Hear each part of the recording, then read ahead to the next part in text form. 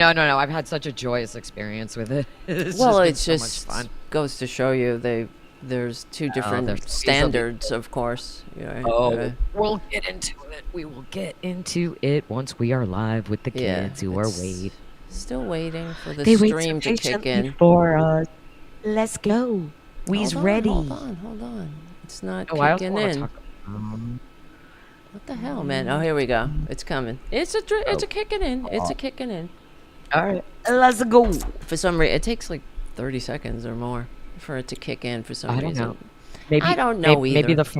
Maybe it's the foreign tariffs that are holding us back from Probably. live streaming. All right, here we go. Here we go. He's gonna tariff the internet next. Oh, no doubt. After the foreign films.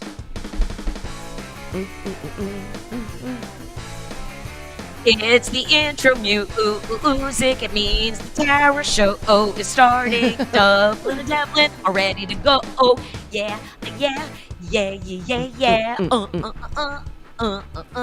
Hey, here we are. It is Tuesday, May the 6th. Oy veyishmir. I said that. I'm feeling extra Jewish this week because Judaism is always apparently a threat to MAGA. Hey, Devlin, what's up? How's it going? It's going all right. I mean, Yeah. legally and peacefully, fair to partly cloudy here in New York, but also, every day it's very stressful in general. Yeah.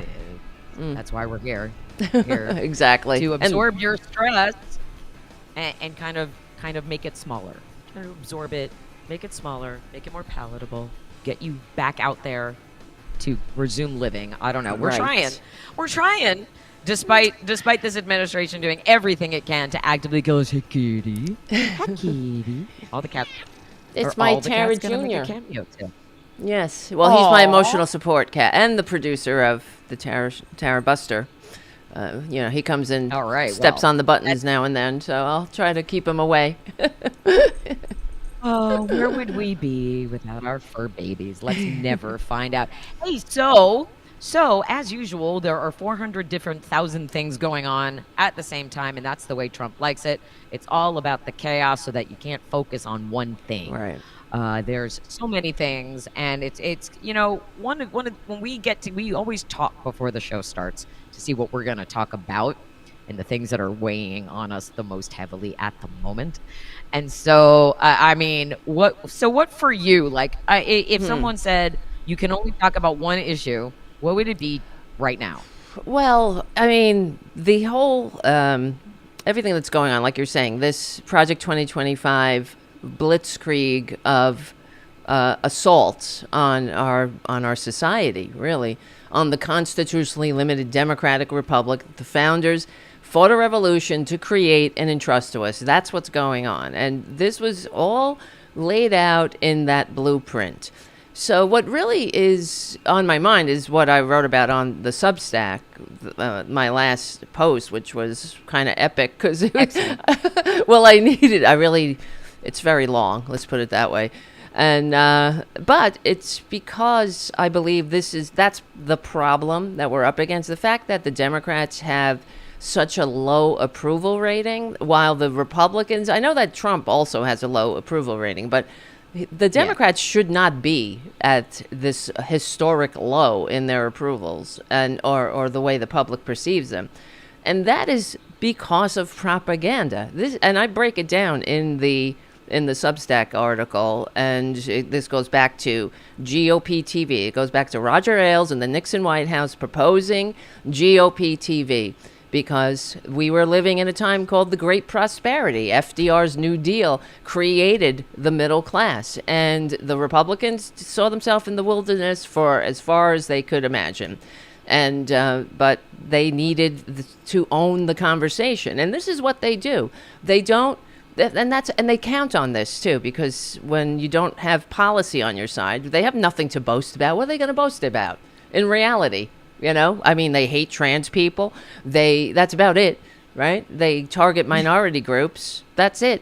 But in reality, they just change the subject to something else. They distract. And if we know Look at every Republican state. How can Mitch McConnell retire and go home with and face his constituents after he's done absolutely nothing for them for the past 50 years, right? As they sink lower and lower on the ladder of all positive measures. So this is a direct result of propaganda, and there are ways to get the message back. And I mean, we're doing it here, and I really believe we that. are. Mm-hmm. And yes. But things that you say about the Democratic press secretary, and we have to own the conversation, take it back. Exactly, and that's when I was on Hal's show yesterday, we spent a significant amount of time on this particular topic, not agreeing about everything, which is one of the reasons why I love going on Hal's show, because you can come on there with one perspective and he's like, well, but what about this reason? And then you're like, oh, well, yes, because he's brilliant and he knows so much. We talked about the difficulty in Democrats having the ability to create a unifying message, which is weird because MAGA's message is, oh, Trump. And so that's it. Ours should be obstruct Trump. It's a very simple two-word message, obstruct Trump at every turn.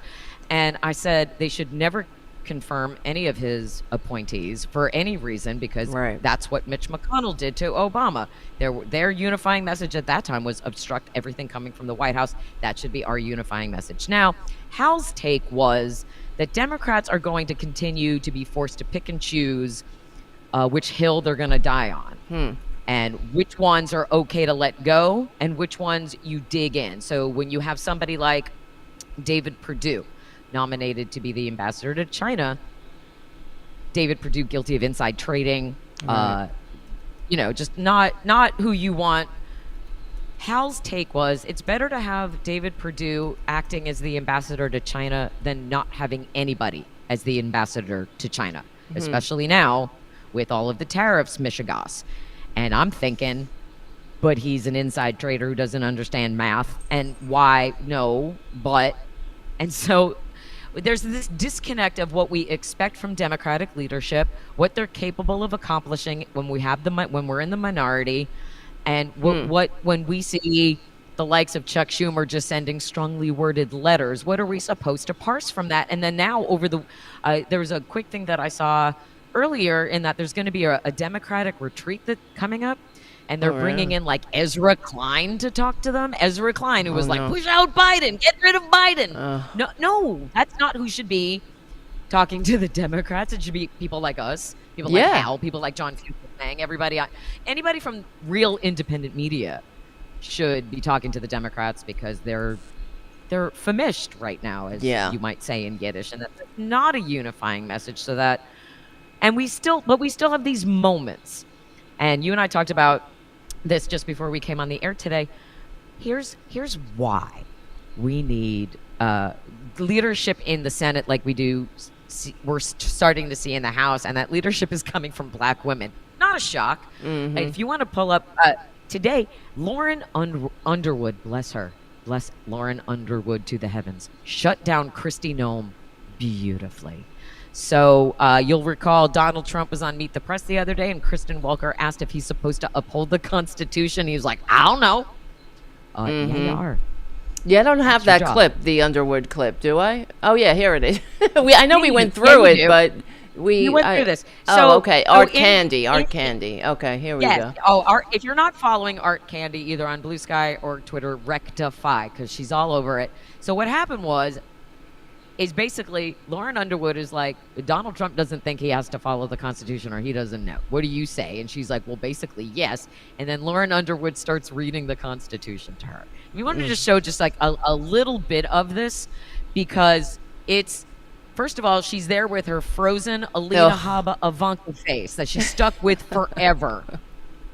And she's just like, I can't move my face to what, just give us, just like even push it forward a little bit, because he's asking, she reads the Constitution, he's like, do you agree with that?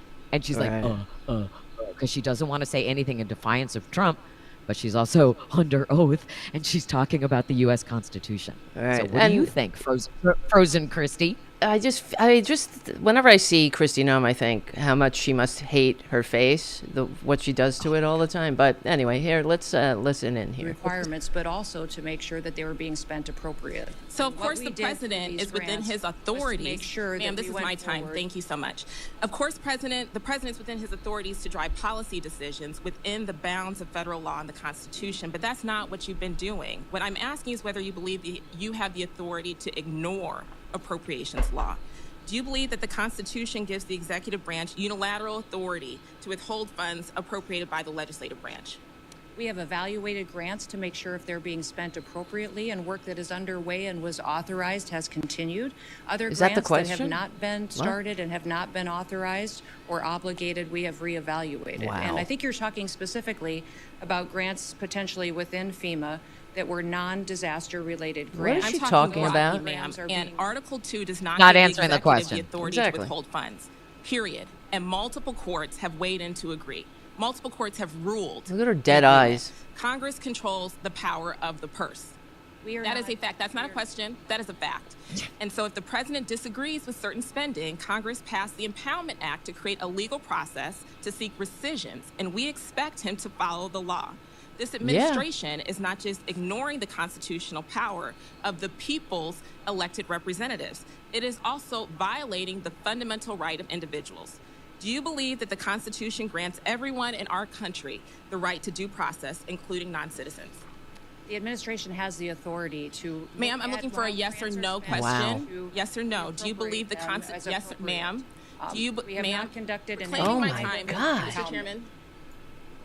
Okay. I mean, you can stop it right there. I'm just looking for a yes or no here. Do you It's incredible. They can't ever just give a yes or no answer, which is all Democrats ever want. Right. Yes or no? Do you follow the Constitution or do you follow Trump? Are you loyal to your country or are you loyal to Trump? Because it cannot be both. Mm-hmm. It can't. And that is, you want a unifying message, Democratic Party? There it is. America or Trump. Because you cannot be loyal to both at the same time. That's true. It is a choice. Right. It is a choice. Mm-hmm. You have chosen loyalty to him. Right. Why? And, I don't know. What should be the consequences for that? Well, I just think Mr. that... and Mrs. Rosenberg, would you like to answer that question?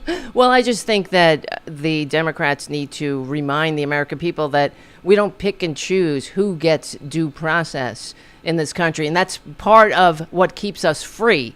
That even the worst of the worst, even the MS, whatever the hell number we're up to now, they get due process too. And that's the way it was designed. You know, I mean, I think that, and this goes back to the Bush administration too. I mean, they've been whittling away at democracy forever, these Republicans. And when and I'm sure you remember after 9/11, they, with the Patriot Act, they on their propaganda channels kept talking about how weak it was for us to read terrorists their Miranda rights, that they didn't fall under the Constitution or whatever. But it's not about them. It's not about who they are. It's about who we are. And this is what Republicans seem to, not understand, that the Constitution is not negotiable. And that's why when Trump is like, he doesn't know, he's got to go to the Supreme Court to ask if he can follow the Constitution. I don't understand how these people think that the Constitution is something that is up for debate now. I mean, if it is, take it through the process, right? But they don't. They just defile it and violate it and break the laws. And I just don't think that, the Republicans, it just proves everything that I say, that they really don't like this country. They don't like democracy. They don't like freedom. And we're watching it right in front of our eyes, and it's kind of frightening, really. And that's why we have to stand up. Anyway, go ahead. I mean, it's terrifying. And then the other issue is that when we do stand up, they don't like it. Yes. And then they have us forcibly removed from the room, as happened to American citizen, social worker, and Jewish woman, Emily Feiner, in Representative Mike Lawler's district in New York. So hopefully you're following that story as well. So what happened was Mike Lawler, a Republican, actually showed up to his own town hall, already miraculous. Interesting. And then took questions from his own constituents, which also happens at town halls.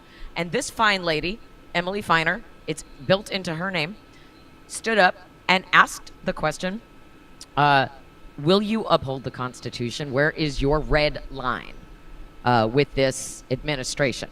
Will you hold them accountable? Basically, I'm paraphrasing.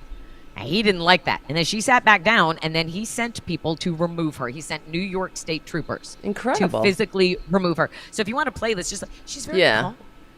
She's amazing. see. I mean, you know me. I'd be like, Yeah. but go ahead and We let's they watch should all- her, I and then mean- we'll.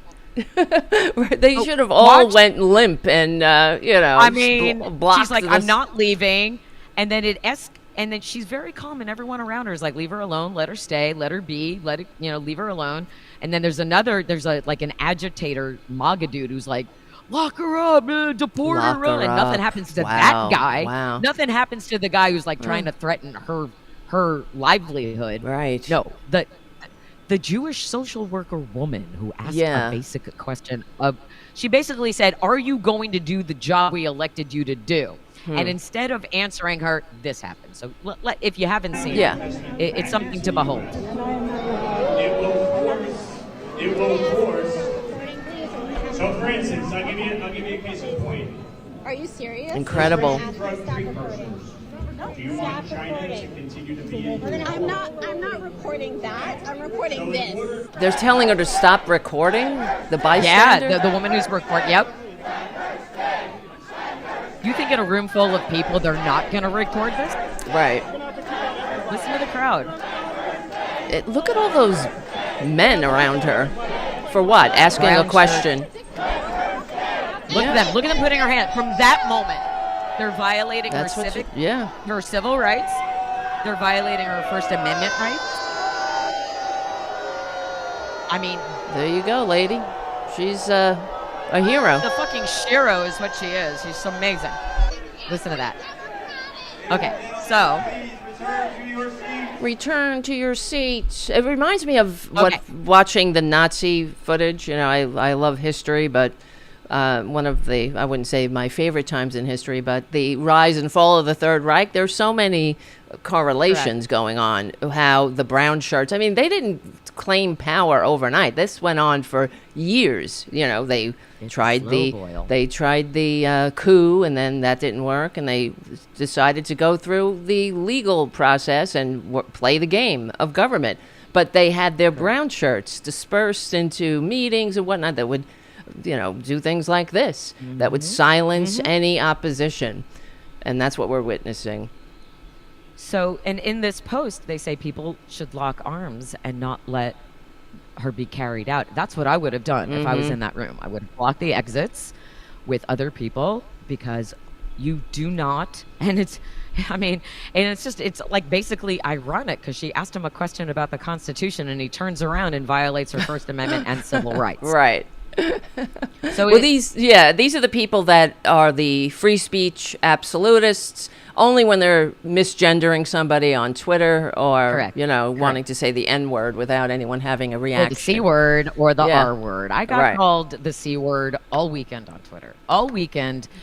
And this goes back to the dumbest distraction. Like, we all know how much MAGA loves a distraction from everything that Trump is actually doing for real. Right, and it's the ignore what they say, watch what they do, which is why there's the distraction with the Panama Canal and the Gulf of America and renaming Greenland, and now this Alcatraz bullshit because the guy watched a movie. It was just fuck you, just no. Right.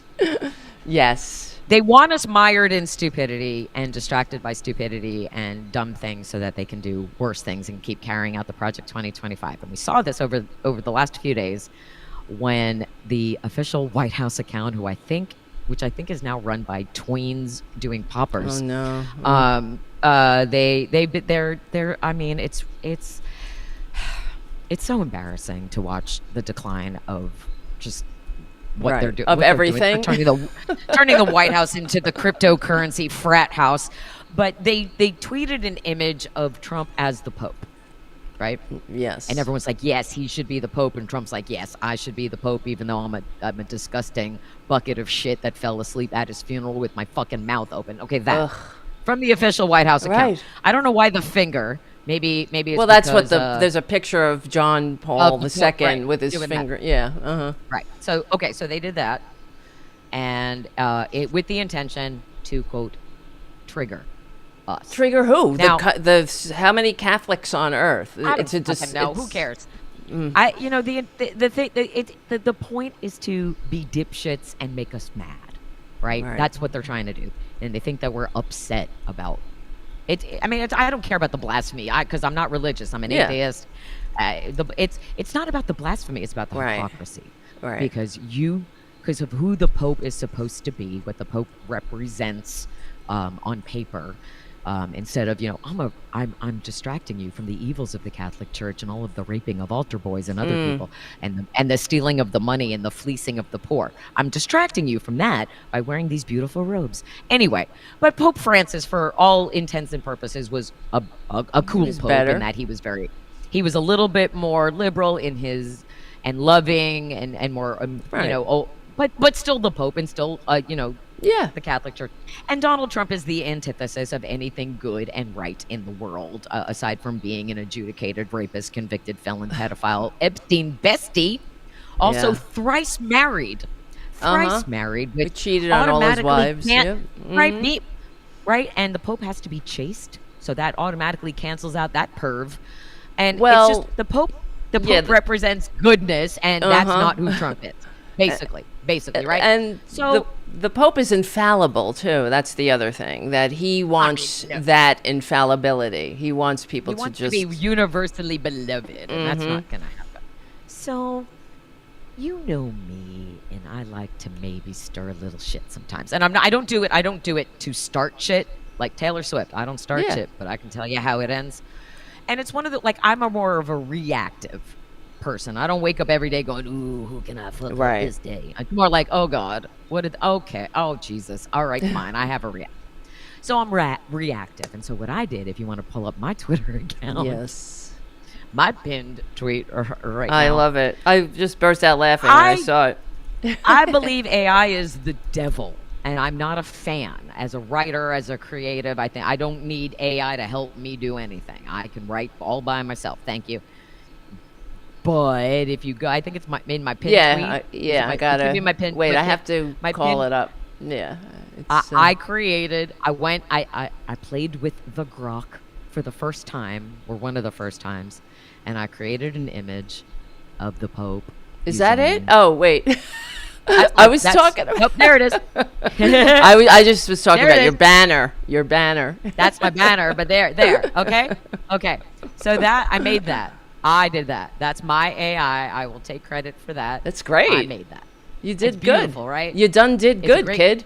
Right? It's the smoking hottest Pope ever. Anyway, so, I mean, if you're fine with a fake image of Trump as the Pope, this shouldn't bother you. This is my most engagement ever on Twitter ever since 2009. Look at all that. The amount millions. Of views. Look at the Holy views. Moly, 5.6 million views. If I was still paying for Twitter, I might have made about $20 on that. So, but look at the engagement on it. Right. How many people have bookmarked it? How many people have commented on it? Like, that ratio is, I think, a perfect ratio when it comes to engagement, because there are more likes than comments. Wow. How many times it's been shared. But the MAGA triggering is really what it was about. Just so, looking like, at that top the excuses, one, dude, it's a right. It's a meme, not a coronation. Ugh. Get help, and all of the responses are similar, right? Get help for your TDS, you're triggered, and even I said it's the hypocrisy, not the blasphemy, because that's people are like, he was praying. Fuck you, he was asleep. He wasn't. He's drooling. He's asleep and catching flies. Ugh.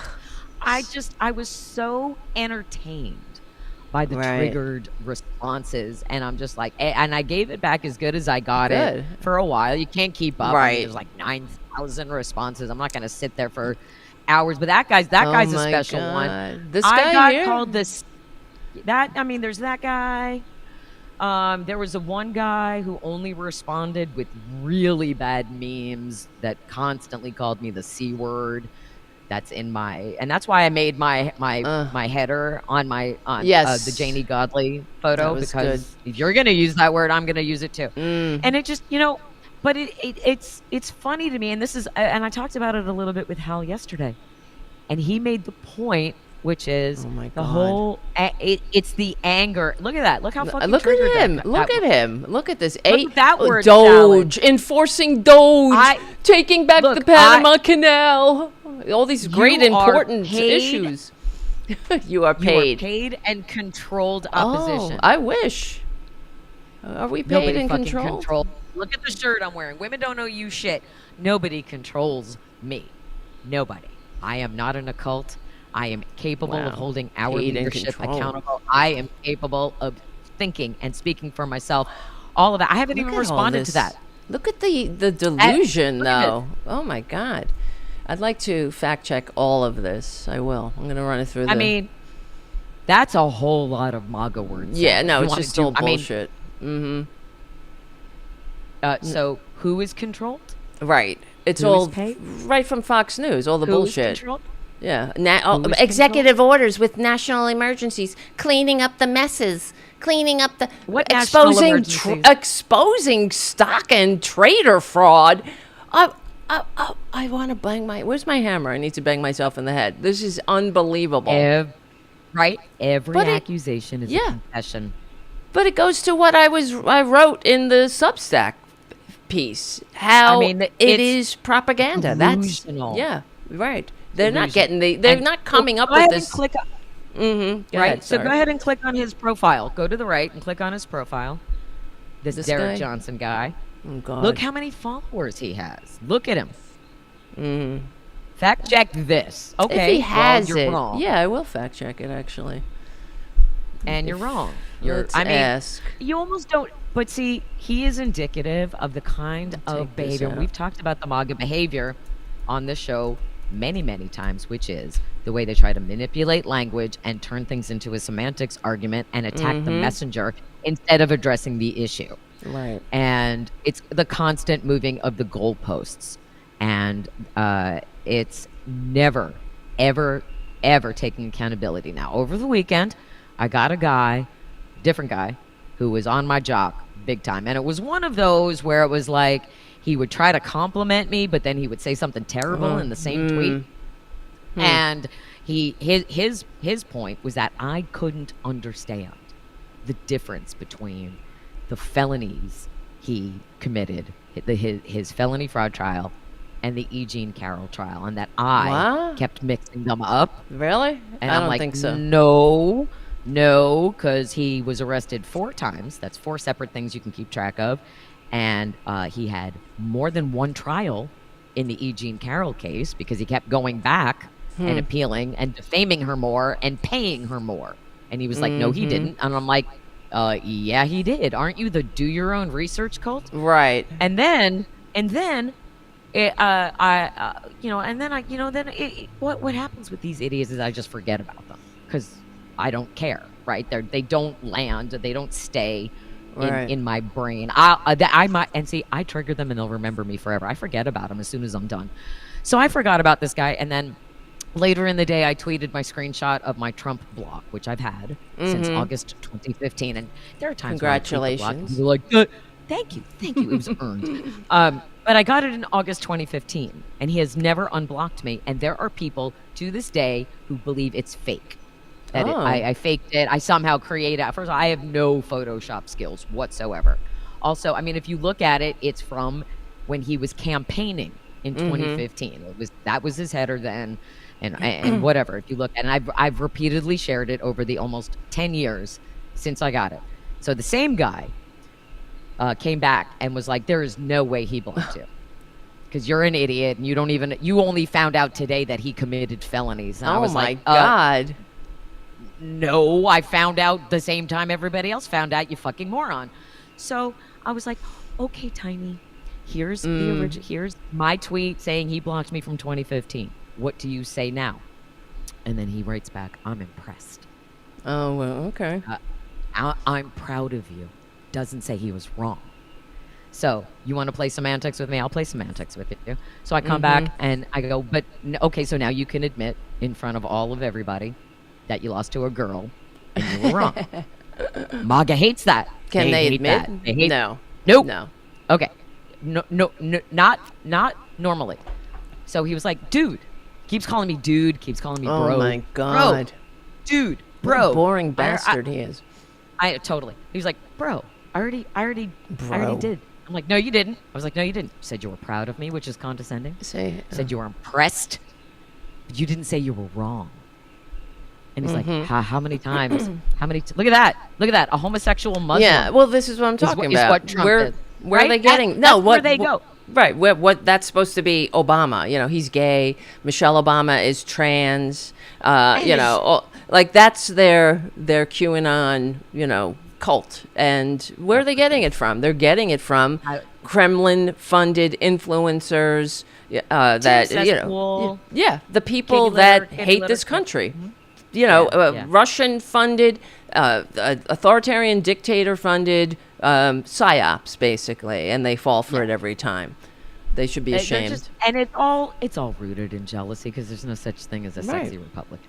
No. So, oh my God, no. I did get that guy to admit he was wrong though, and I screenshot it and I tweeted it, and then he was like, "Well," then his response to that was, "You know, you should follow me." Oh, follow me because he was following me. You. He's like, "You should follow." Yeah, oh my God.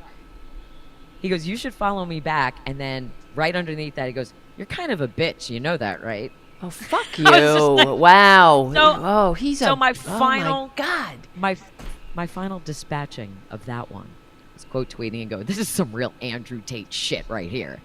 That is absolutely the whole incel mindset and like remember in like the early 2000s the pickup artist and how it was like if you continue to insult women, it's going to make them want you even more. 100% that's what he's doing. That. Yep. 100%. And that, fellas, not the way. That is not the way to get the ladies. Just goes to if show you're you. A fella, if you're a fella and you want to impress a lady, it's about complimenting and then complimenting. Oh, look, your mother was cropped out at the bottom of this picture. No, I think you were. Right. Buddy. Are you? Go to their childish. Profile. Just go to their profile out of curiosity. Who knows? It might even be a bot. You know what I mean? Like, what's this? What we should do instead of me? Who fucking knows? Instead of me writing a whole article on how to spot bots, maybe we should just do a whole segment. We just scroll through this shit, and I'll be like, "Oh, this one is a brand new account, there you and all go. they do is retweet, and there's nothing original." Or, "Oh, this one has 7 different numbers and 4 letters, so they're part of the bunch of numbers. Bot family will always bring raisins to the cookout. Do not engage." So, I mean, I could teach a master class in how to shut all of this down. Yeah. Because I can spot a bot within seconds, and all you really have to do is go check. Never, ever respond until you check the account. You know, like that trust. Yeah. Just trust and verify. Right. In this case, it's verify then trust. Yeah, but look at all his tweets though. They're all racist. They're all retweets. Yeah, but they're all all right here. This is go ahead, say it. Racist. They're retweets, but it's all to generate negativity towards black people. Correct. That's basically it. And that was Hal's point, is that the whole point of Twitter now is negative engagement. Negative engagement. That's it. To boost all the twats doing the terrible shit. Yeah. And that's what gets I was making the point, like that Obama AI tweet was my most successful tweet ever. Millions and millions and millions of views and engagement.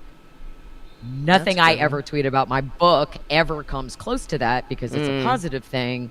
And if I could only figure out a way to trigger MAGA with my book, like I triggered them with that and get 5 million views for my book, that'd be awesome. See, that Keith Richards one doesn't bother me. I mean, I think that's badass. Right. Fun. Well, that's fun. That one's cool. I like that one too. Yeah. Oh, that one is just like Pope Trump. Oh my God! It's a nightmare. Look how sad. But they're that's just so sad. disgusting. You know what? They cannot share any real footage of him because no real footage of him could inspire anybody. Yeah, the whole world hates him. Right? There's nothing inspirational. Ooh, is he shaking hands with him over McDonald's hamburgers? He's flying an eagle. What is he? Oh, Sure. this bitch who wouldn't show up when his country called. His feet hurt. The little bitch. The flying eagle one is funny though, because remember when he got scared of the eagle? Oh yeah. The eagle when bit the eagle him. is in the Good eagle. I like that eagle. But this is like, it's so gross. I know, but on the other hand, there are moments where I almost envy their ability to create their own reality where nothing is bad and nothing can hurt them and everything is fine because daddy is going to take care of them, and it's either in Sky Daddy or this daddy, and neither daddy is going to take care of you. Neither daddy is coming to save you.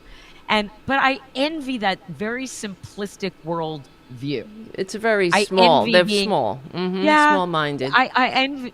Right, I envy your ability to live with your head in the sand. I envy it. I wish I could. Do you? I wish I could live oblivious. Because I mean, I just imagine if you could just float through life and have nothing touch you like this, and just be like, I love that. That's cool. I mean, that's mental illness. I guess. But I mean, but like. For example, this is why they always go on about daddy's home and all those, and this Trump's your daddy now. Yeah. Who's your daddy? No. Because it is indicative of the fact that they hate America, and that's how I mean, if you psychoanalyze it, it's because they're not adult enough to function in a free democratic society. Being a functioning adult in engaged in civic life. That's what the founders, expected of us, to be able to rule ourselves. We don't need daddy to rule us. Daddy does things for us when we're children, when we don't have autonomy, we don't understand the world, we can't sign contracts, we can't drive. I can't look at him flying on the eagle I know. Anymore. All right. I'll go back. Here, this is better. But I mean, I'd rather just look at you. Oh, thank you. Let's just look at each other. Yeah, all right. But here's I wanted to show you the fact checks of that guy's. Oh, yeah. Because I think that you should do that too. If any of these, it's very simple to do. I have, I can't talk. Perplexity. Sometimes words are hard. And all you got to do is just copy and paste and ask the AI to fact check it. Of course, you got to always double check it too, because sometimes the AI lies. But let's see, fact check. They don't care about facts. Yeah, they don't care. It doesn't matter. And that's also part of it. A lot of what they're doing is distraction. It's distraction tactic, right? They would rather spend the whole day making you go on a wild goose internet chase. Yes, and they will never admit, except for that one guy who admitted he was wrong about my own screenshot of the Trump block. They will never admit that they were wrong, because if they don't like what you show them, they'll question the source. Like if you show them a screenshot from Rolling Stone saying Donald Trump has already deported multiple American toddlers with cancer, their response is, Rolling Stone, that's Liz. Mother Jones. Okay, well, here's the same story from a Fox News affiliate. What do you have to say now? And then they don't respond because they can't, or they just block you. And so And that's what I talked to Hal about yesterday, where we kind of butt heads a little bit, because it's when people have frustration with Democratic leadership, and there's those of us out here who are invested in getting the truth out there, yet no one wants to believe us, and we can't get to a larger audience. How do we fight back? Right? It's because he doesn't think that we should ever be saying anything negative about Democratic leadership, and at the same time, we are still faced with not just shit like this, but them sharing like the clip of John Fetterman on the airplane arguing with the flight attendant because he didn't want to wear his seatbelt. Okay. Right. Yeah. Fetterman is, he's an issue, but I don't hear. See, this is the thing. If Fetterman. We would ask him to leave. I think people have already told him he needs to go get help and concentrate on his recovery. Right. But apparently he's deteriorated and he's not following his treatment plan. So, but Democrats aren't the ones like, oh, we will always protect him. Democrats are the ones calling for him to get the help you need and step back if this is what you need. But this is. We also talked about David Hogg and how he wants to kind of broom anybody who isn't furthering the Democratic agenda or have been there too long, people who aren't progressive enough. And I think that like that blanket approach isn't the way either. I think that there is a happy medium there where, you know, you just kind of go down and look at someone's voting record and you look at their history and are they serving their constituents or are they serving something else? And, you know, like I understand picking and choosing your battles and what's important and what's not. But like today we're with Ed Martin. Ed Martin's supposed to be confirmed for U.S. attorney. And there are even Republicans who are like, no. Tom Tillis is finding a piece of his spine today. Oh, yeah, really? Yeah, to stand up and do that. Saying? So he's not qualified. He's not. I'm surprised to hear that they're saying that. I really am. He's a January 6th denier. He's, you know, he's someone who believes that January 6th is just a normal tourist visit. And you know, all of it. You're right. But for those who don't know, Ed Martin is the interim attorney for United States attorney. That's what we're talking about, Ed Martin? Or yeah, and so he's just, I mean, if you look, he's another one like Pete Hegseth. It's like, you know, he is just a Trump devotee. He will say and do anything to stay in Trump's favor. He will bend and twist himself into pretzels. He will do, like Scott Bessent also. Scott Bessent was basically asked directly under oath today who pays for tariffs, and he would not answer. He stammered and stuttered because he doesn't know. Obfuscated. No, he totally knows. He totally knows what tariffs are and how they work, but he will not say directly that Trump's arbitrary, unnecessary tariffs are taxes on the American consumers. He will not say it because what will happen? Oh no, Trump will say something mean. He might tweet something mean about me. He's a coward. They all are. He blocked me on Twitter 10 years ago. How can you be afraid of somebody who's afraid of some lady on Twitter? Seriously. Because they're cowards. Seriously. They're all inherent cowards. It takes courage, along with maturity and a level of decency and adulting. It takes courage to function in a free democratic society. It really does. You have to, you know, we're a multiracial liberal democracy, nation of immigrants. You know, that requires you to maybe grow up a little, evolve a little, learn to live with people who maybe don't believe the same things you do, you know, but have a functioning society regardless. And that's the way it's supposed to be. I don't know. This shining city on a hill looks like shite when these monsters are in charge, right? Yeah. Hey, thanks Rose Blue for the $5 super chat. A neuter scooter business stop these idiots from procreating. If only we could. If only we could stop these idiots from procreating. But then again, what they're actually doing is they want for white women $5,000 to make more white babies. Did you hear about that one? Yeah. Is that the motherhood medal? I wrote about that on the Substack, the motherhood medal. It's like a Nazi, right out of Nazis, you know. It's the Lebensborn. It's totally right from the... See, this is the thing. If they wanted to actually encourage people to have babies, and the problem is, you know, the birth rate is going down along with the life expectancy. Birth rate is going down, infant mortality rate is up, and like everything else that, you know, they don't really have any solutions for this. This is the reason this is a fact, is because of Republican policies. And if they actually wanted to encourage the birth rate to rise, they wouldn't give out a friggin' medal or $5,000. It's so ridiculous. They would promote the living wages. They wouldn't be firing people. We would have universal health care, retirement security, education, like all of the foundations, the infrastructure of democracy. And that's what we're talking about, building the infrastructure of democracy and leaving no one behind.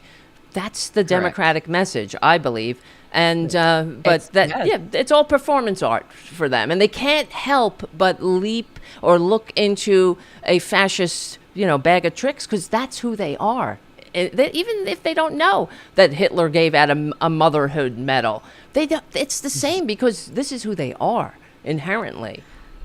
Of course, and the same people who don't believe in climate change and global warming also don't understand that there are already too many people on this planet. This planet cannot sustain its current population. Well, they don't care. So trying to increase the population will only continue to stress whatever natural resources we still have on this planet that we are constantly killing every single day.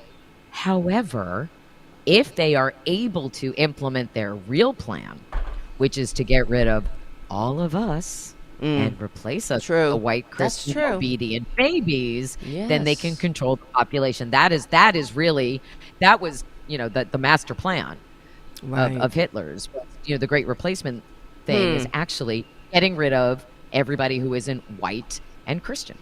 So get rid of the gays, get rid of the Jews, get rid of anybody melanated, get rid of anybody with any mental deficiencies, anybody and make us all they want a pristine white world of obedient worker drones, the children that they can make work overnight in factories. And they can put the women out in the fields to birth, and it'll be they want the Handmaid's Tale. Amen. That's what they want. Amen.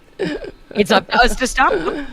And the question is, when will Democrats be able to do this? Now, there have been a third round of articles of impeachment being introduced by Representative Shri Thandahar, which is great, and also Representative Al Green is behind it.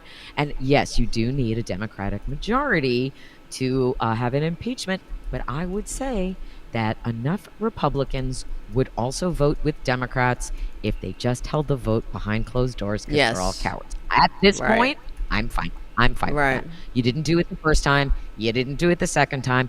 We don't even need as many Republicans as we had last time. 10 voted with Democrats last time. I think we need like 6. We only need 6 this time in the Senate. So if someone like a Tom Tillis is able to stand up to Ed Martin, and someone like I don't know who's like a somewhat normal Republican senator who might, Lisa Murkowski Lisa Murkowski, who said she was scared. Everybody's scared. And Susan Collins is concerned again. Always very, very concerned. Gather, shall you? Gather behind closed doors, because it's not just Trump that has to go. It's the whole legitimate administration. So, and that's a process that this country has never really had to face before. But one of the things that they're talking about in millions of all of the other things is that the confluence of Trump's birthday being Flag Day, being the anniversary of the military, and that there's going to be an ego parade for him with helicopters and tanks and a great show of military force, just like in North Korea. So that's what we want in America. So that's also been deemed No More King's Day, and we're going to be in the streets again protesting. I hope that there's an that happening thing in DC. There is. And if there is gathering all over the country. Of course there will. But what we hope is that there'll be enough military to maybe block that parade in Washington. Like we talked about this last week, I think, but there should be an Occupy White House. There should be, but one of the problems is the streets of DC are not made to hold the weight of a tank, and it'll just tear up the roads. So the whole thing, it goes to show us just how much Republicans and Trump, because they will allow him to have this. Pete Hegseth will allow this to go on, even though it is an absolute embarrassment for this country, and they don't seem to understand that only the weak, and I know they have one in France. That's what Trump saw, and he was jealous. They had a military parade, but it's the mark of a small, fragile, fearful nation that does things like that. Look at our missile. Look at me. That's it. And Trump, he's so confused. Look at my big penis rocket. That's it. They're just confused by this America thing. They don't understand strength. Everything they do is weak. It's absolute. They're just weak as fuck, and they can't handle an actual free, multiracial, liberal democracy. That's what it's about. No. And as far as the motherhood medal, could you imagine if someone with darker pigment showed up with 6 or more kids? Would she get the medal too? I don't think so. It's right. No, she wouldn't. No, she'd probably be deported. For some reason, find a reason to deport her, and it's just it's just so vile. When I mean, notice how a Democratic president has never needed a military display to show off their strength. They just led with dignity on the world stage. And even ones who served don't need that. He never served. That's what pisses me off. Because I was in the National Guard. I wore the uniform of this country. I did, my service to this country. But he could never go. I mean, in the middle of a war when he was, he needed all these deferments. So, and the other thing that really pisses me off about Trump, he loves giving salutes. Okay, he loves looking like a tough guy, giving salutes. That is against military code, by the way. If you're serving, if you're even an active duty service member and you're in civilian clothes, you're not supposed to salute. You put your hand over your heart. Only people in uniform salute. And even Eisenhower, who was the supreme Allied commander in World War II, when he was the president, never saluted. So for him, it feels like stolen valor. Of course it is. That's what go. You could have served. But it goes to show how confused they don't understand what this thing is, what America was supposed to be, what we, hopefully will be again once we get rid of these monsters. So they don't care about the founders. They just care about their funders. And it's all about money. And it's, I mean, and you mentioned Pete Hegseth. First of all, Randy Rainbow has a brand new video out today called Incompetent, and it's beautiful. Randy Rainbow, a gift for all of humanity. But making fun of Pete Hegseth beautifully. Pete Hegseth did I think he did like a 2-camera appearance from his makeup studio in the Pentagon, because he's such an alpha male without his like circles of rouge on his cheeks, because he's a fucking clown. And apparently he borrowed a shirt from Tom Fitton because it's like 3 sizes too small, and it's embarrassing. It's all about the show, and it's all about it. It's all surface, no substance, no real, like there will be a day, and soon, because the ports are empty, and China just sent its last ship about a week ago. It's going to get worse. When the shelves at their Walmarts are empty, when they can no longer get their food for their kids and their dog or their whatever, that is when maybe the tide will turn. Because I always wonder where their own red line is. Right. Is there a Maginot line instead of the Maginot line, the Maginot line? I don't know. I don't know. I think, well, it's also where Trump can't blend and there's always a line here. That's the Maginot line. But that's good. But it's also like Emily Feiner asked of Mike Lawler, a.k.a. Mike Lawless, where is your red line? Where do you say enough is enough? This is un-American, period. Well, she got her answer, right? When they kicked her out. Where's your red line? Yeah. But this is when Senate Democrats are listening to these Trump appointees under oath in the Senate, the question they should ask is your loyalty to the Constitution and America, or is your loyalty to Trump?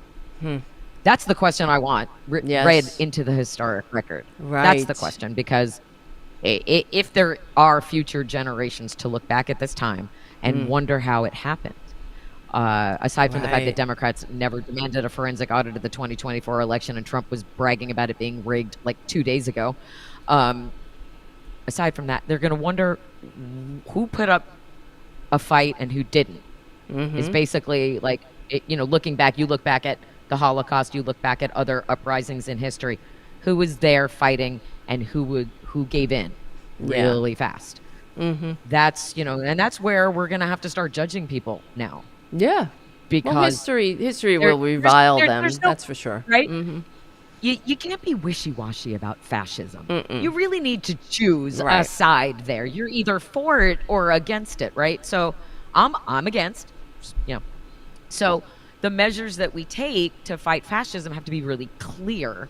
And I think that's a problem with the Democratic Party, in that nobody is seeing, there's not a defined leader, right? Everybody has a defined leader. In the MAGA cult, obviously they have their one leader.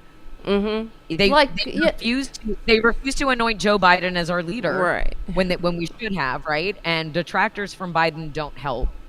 So we need a defined leader right now who is willing to speak strongly and bear the brunt because there's going to be that when you push back.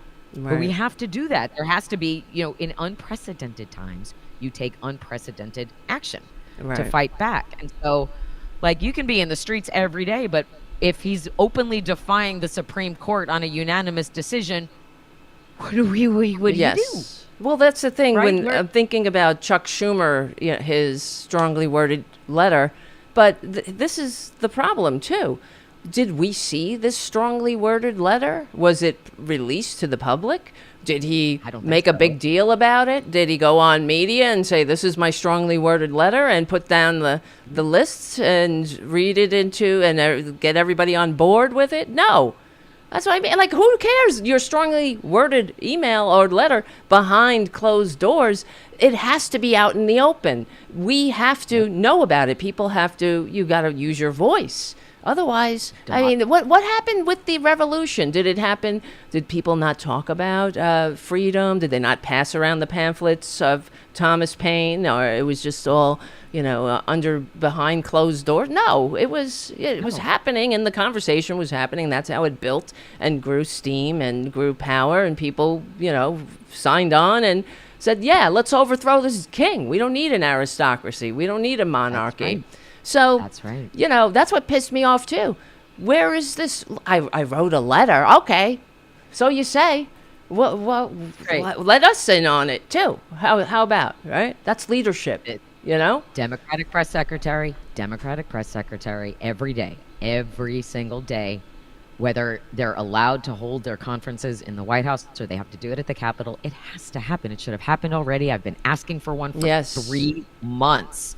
Tagging Ken Martin, Malcolm Kenyatta, David Hogg, Senator Schumer, and Representative Jeffries, because those are our leaders. Those are the people that we have to be on all the time. Those people are driving who becomes our leadership, right? And they're going to decide who our candidates are. Mm-hmm. They're going to decide who runs in 2028 if we get there. And I'm frustrated when they say that, we're here, we're the this is what our party does, but you're not listening. Mm-hmm. I don't see them listening, and it's frustrating in that we have this beautiful collective here on the Political Voices Network of so many people saying the same thing, which is, we need a cohesive movement. We need to get this out into the world. One of the things that we want to do is actually John and Hal and myself and Frangela and hopefully some other people, Stephanie and some others, get out there and do some live shows in red states so that we can do what Republicans That'd be great. won't. Right? And so that's something that we would love to do, because it's the hardest time in history to get the truth out into the world, because Donald Trump has decided where the truth comes from. You're shutting down NPR and PBS, which is like, and you don't like, if you don't like a station, just don't watch it. I don't watch Fox. I'm not, and by the way, Fox should not even exist anymore after losing the Dominion lawsuit. So it's frustrating, because like we should have the viewership of a Fox News or an MSNBC.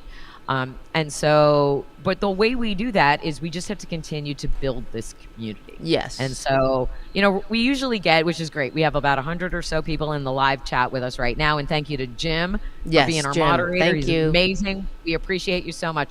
So for the 100 of you who are watching live, and then we get, we get about between 1,500 and 2,000 views per show. Okay. After the fact, which is a nice start. We're still starting out here. We've only been doing this for a little while, but we're gaining the momentum. Here's what I'm going to ask of everybody, either whether you're watching it live here in the chat, you're watching us later. There's a couple of ways that you can help out and build community and get the truth out into the world.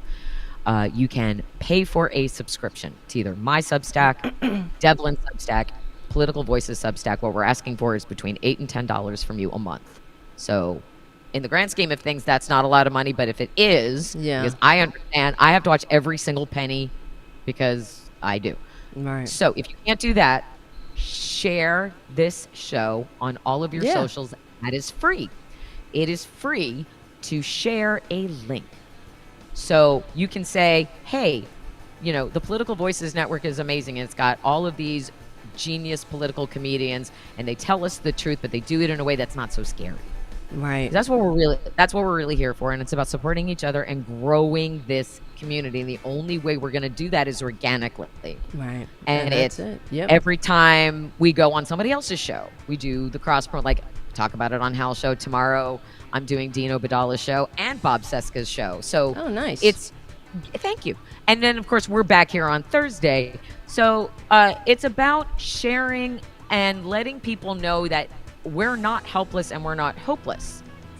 And it's overcoming that feeling, because I don't know about you, but when I talk to people like out in the world, they look at me like, can you save me? We save each other. That's how we do it. Somebody told me I should run for office. I'm like, no, I'd be I get that all the time, too, people say. But, yeah, we all have our roles. Like, right. Yeah. You and I are much more effective in this way. We'll reach more people this way.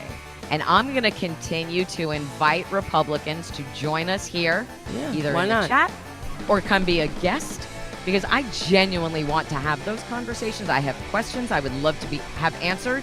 I have called Representative Mike Lawler's office 2 days in a row now. It goes right to voicemail, but that doesn't mean we give up, because we are always in pursuit of the truth. Make sure you are following Devlin and Dublin on all the socials.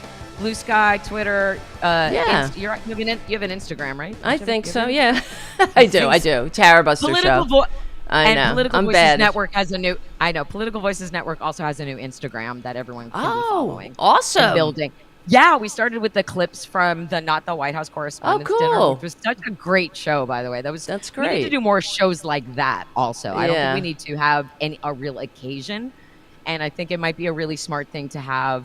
Almost like maybe every week, it's like we have our own comedy club and we do a live comedy show every week. If we can't get out on the road, maybe I don't know. I'm just spinning. That's true. I'm just trying to think of ways, like a Zoom or something, or something like this where we just Substack. Or we do a live Substack chat. That's it. Which would be so much fun. And eventually get, guests on the show and then go on their show. And eventually we're just taking over and everybody knows who we are. Plan, really. Right? Yeah, I hope so. I mean, not hope. It will happen, but we got to build it together. That's it. We build it. If we build it, they will come. It's true. And we have the truth. And that's why I'm telling you guys, please read my article. It matters so much. Mm-hmm. And also, please buy my book, The Sound of Settling, a rock and roll love story. Available now at tiredublinrocks.com. And if you buy my book, I will send you a signed book plate. If you want an actual book, if you want a physical book signed, which I will do for you, you can. There it is. See the sound something. You can also Venmo me $25, and I will send you a physical book which is signed inside. I will do that too. I'm doing that for someone who was listening to Hal's show yesterday. Oh, that's nice. So, yeah. No, it's great. It's great. But it's all about support. Support and sharing. Sharing is literally caring not just about us as people, but caring about our democracy. Mm-hmm. I care about our democracy so much. I would do this even if nobody paid me to write about politics or host a podcast.